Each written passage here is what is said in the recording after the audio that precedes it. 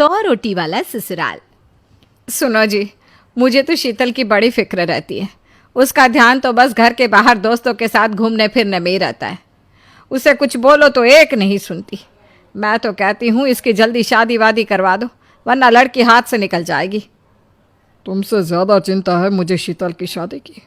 कल ही वो रामपुर वाले मौसा जी को फ़ोन भी किया था। बता रहे थे एक लड़का है नज़र में। उनका अपना घर है और लड़का भी अच्छा है। अरे तो फिर बस बात चलाओ ना, एक बार देखे तो सही लड़का और घर बार कैसा है। कौन से लड़की की बात चल रही है यहाँ? तुम्हारी शादी की बात चल रही है बेटी। अब तुम्हारी शादी की उम्र हो रही है तो लड़का तो देखना पड़ेगा ना। उफ़ो, मुझे अभी नहीं करनी शादी वादी। ये तो मेरे खेलने कूदने के दिन है। बहुत खेल कूद ली तुम। अब घर के काम धाम सीखने की कोशिश करो, समझी?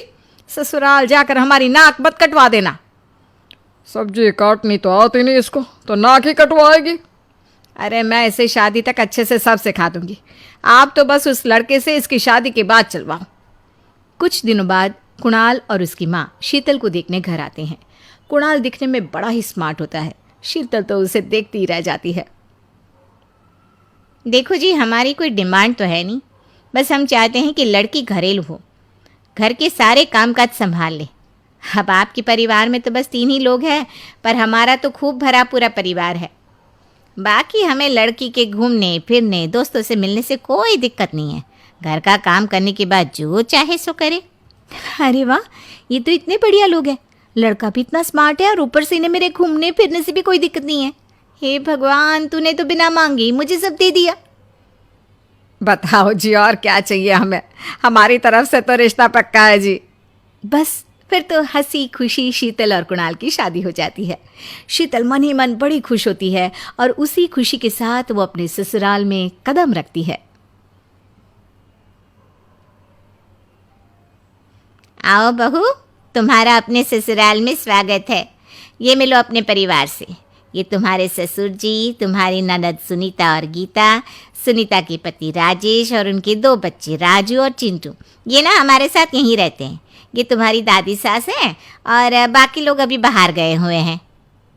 इतने सारे लोग, ये सब यहीं रहते हैं इस घर में? अरे अभी तो मेरे देवर देवरानी और उनके 3 बच्चे यहाँ नहीं है। उसके मायके में भी शादी थी ना, तो बस वहीं गई है। कल तक आ जाएंगे। हे भगवान, ये घर है या धर्मशाला? ये सब एक साथ इस घर में कैसे रहते हैं? मुझे तो पता ही नहीं था इनका इतना बड़ा परिवार है। अब समझी कि कोई डिमांड क्यों नहीं की इन्होंने। ये सब चाल चले मेरे साथ। अरे बहू, खड़े खड़े क्या सोच रही हो? चलो अपने कमरे में जाकर आराम करो। जी माँ जी। अगले दिन शीतल का ससुराल में पहला दिन होता है। शीतल रसोई में जाकर सबके लिए खीर बनाने लगती है। तभी उसके ननद सुनीता आती है। अरे वाह भाभी, आज क्या बना रही हो? बस दीदी, आज वो पहली रसोई है ना, तो खीर बना रही थी। अरे भाभी, ये खीर वीर रहने दो। घर में 4 लोगों को शुगर है और कुछ लोग मीठा ही नहीं खाते। आप ना सीधा खाना ही बना दो। क्या फ़र्क पड़ता है, मीठा बने या नमकीन? बस बहू के हाथ की पहली रसोई होनी चाहिए ना। जी दीदी, तो फिर मैं खाना ही बना देती हूँ। आप बता दो खाने में क्या बनेगा? बस सिंपल सी कोई सब्जी बना दो, जैसे आलू गोभी या आलू मटर, और उसके साथ रोटियां सेक दो। हमारे परिवार में अब तुम्हें मिलाकर पूरे 20 लोग हो गए हैं। 15 बड़े और 5 बच्चे। बड़ों की 6 और बच्चों की 2 के हिसाब से रोटी बना देना।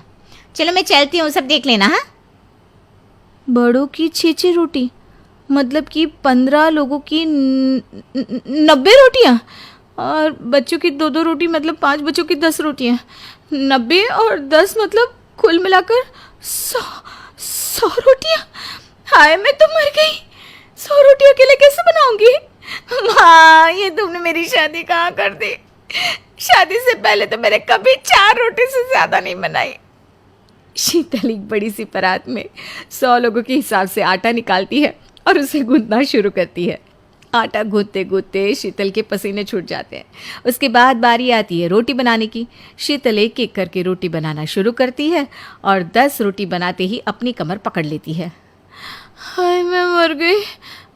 मेरी कमर टूट गई खड़े खड़े, और ऊपर से इतनी गर्मी। मैं 100 रोटियां कैसे बनाऊंगी? अरे भाभी, सब बाहर रोटियों का इंतजार कर रहे हैं। ज़रा जल्दी जल्दी रोटी सेक दो।